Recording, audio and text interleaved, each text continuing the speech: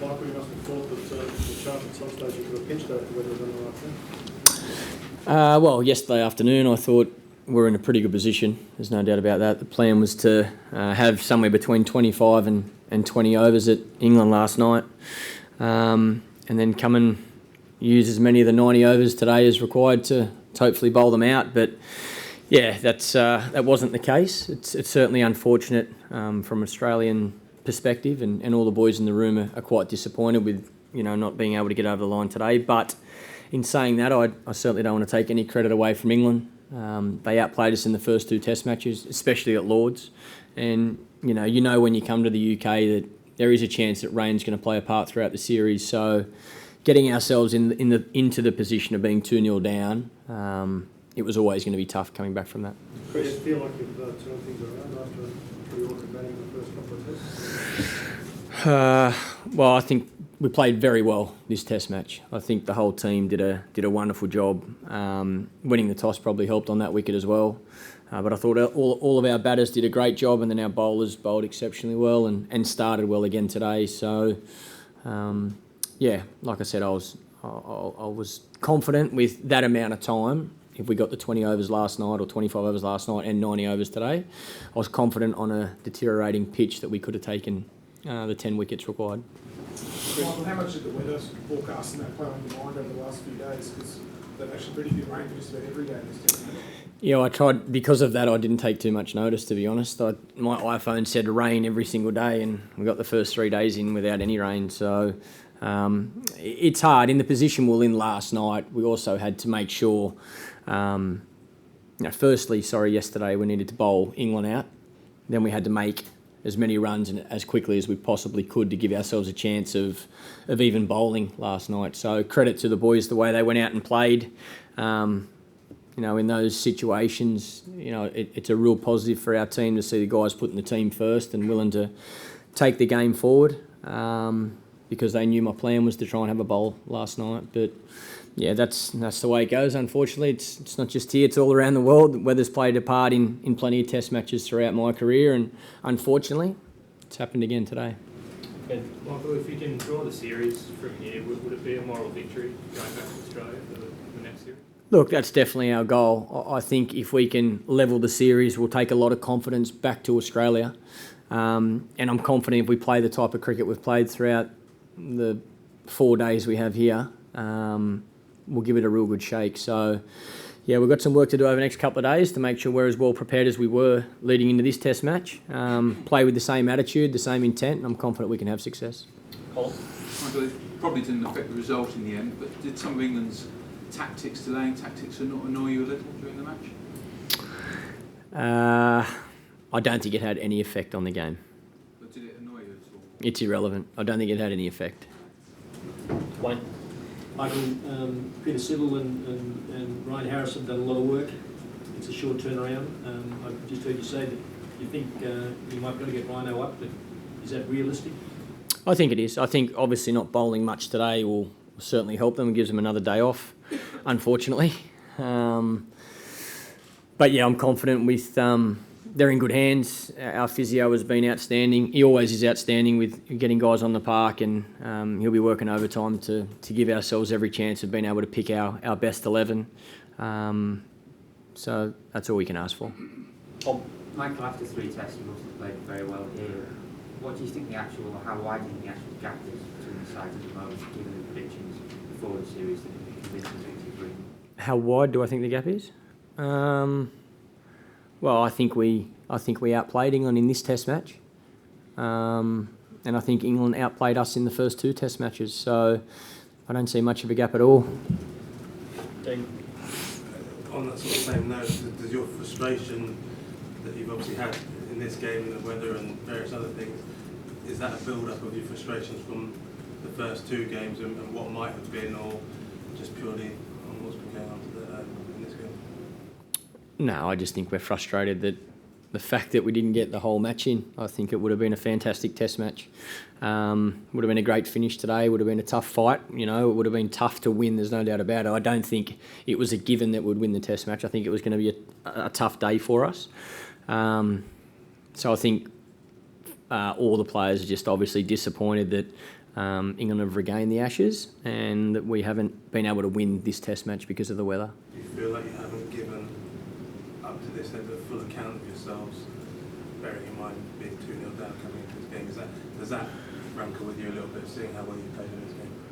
No, I think we've come back well from Lords. We didn't perform anywhere near as well as we would have liked, especially our batting in the first innings at Lords. But I think we've shown once again in this Test match that we're here for the challenge, here for the fight, and I thought we played really well. Michael, do the ICC need to clarify the DRS situation even before the Chesterton Street game? Is it benefit the doubt to the batsman or is it benefit the doubt to the on-field umpire? I'm confused just with the question, so I need clarification of the question.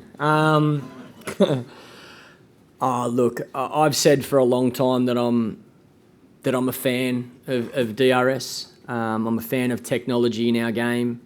There's obviously been a couple of occasions where both teams have probably been a little bit confused, but the one thing I like about it's consistent for both teams. Brian? Michael, the first innings, obviously the batting clicked and you got a big score on board. How important is it to have a stable batting lineup going forward? Oh, in an ideal world, you'd like the same batting lineup for the next 15 years, but I don't think that's possible. I don't think that's realistic in any team.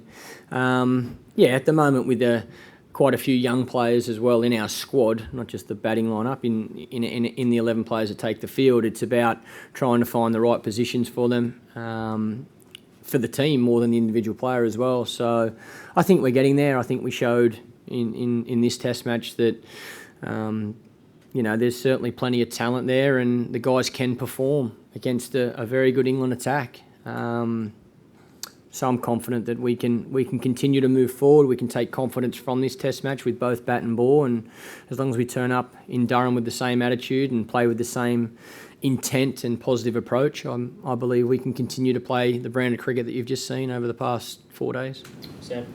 Michael, there's 2 or 3 England batsmen who aren't in the best form at the moment. Do you see the next 2 tests as a kind of opportunity to further undermine confidence before the winter?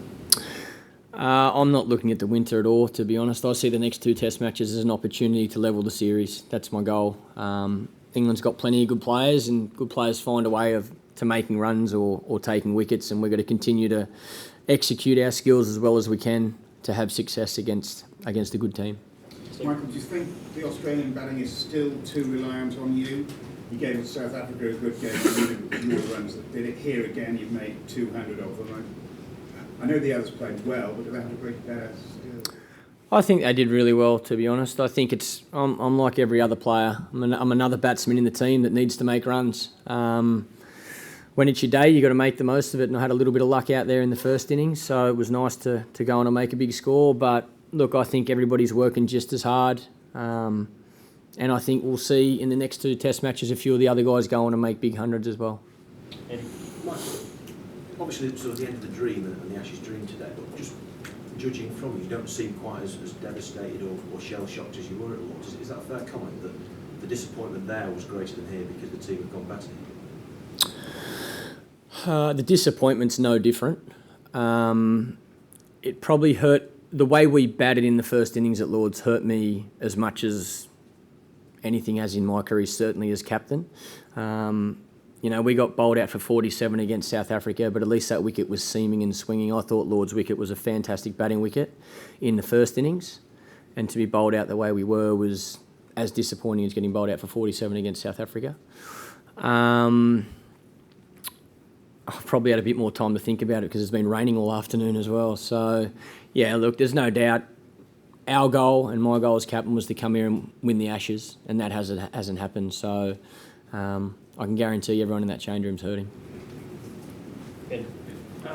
What were the relations just between the umpires and the players? Is it going well enough to, that there's not going to be some kind of boiling point during the series? Like, you've had a lot of sort of tense moments, I suppose, having to deal with. Is everything okay? The relationship between the players and the umpires? Yeah, I think it's fine.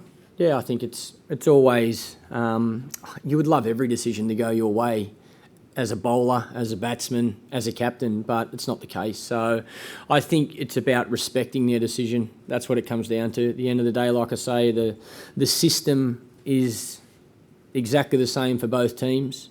In the game of cricket, you get some good ones, you get some tough ones. It's about respecting their decision and moving forward. I think we've done that throughout this series. I think there's obviously been some frustration at times because decisions haven't gone the way we would have liked, but you know, that's part of the game and it's about respecting that. Blake, Michael, you've got more bowling out of Shane Watson than any series since Sri Lanka in 2011. Do you think perhaps if he's going to be doing that level of bowling that where he batted in the second innings might be the place for him?